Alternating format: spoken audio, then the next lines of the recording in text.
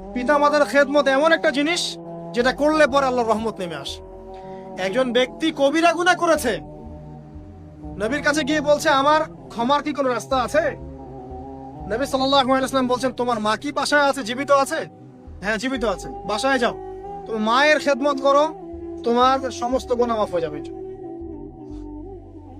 আপনার ওয়াইস কারণীর নাম শুনেছেন না? শুনেছেন না? তাকে এত বড় মর্যাদা দেওয়া হবে কিয়ামতের মাঠে।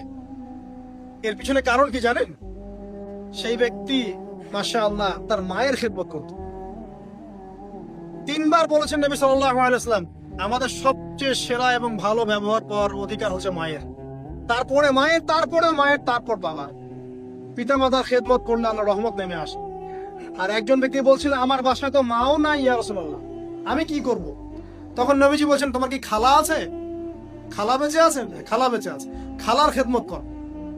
এখনকার এই বিশ্বে দেখেন সম্পর্কগুলো কিন্তু ভেঙে যাচ্ছে। পিতা মাতা, ভাই বোন, আত্মীয় স্বজন, পরিবেশ, প্রতিবেশীর তো খবরই নেই, আমি তো জানি না আমার পাশের ফ্ল্যাটে কে থাকে। হ্যাঁ, অবস্থা এমন।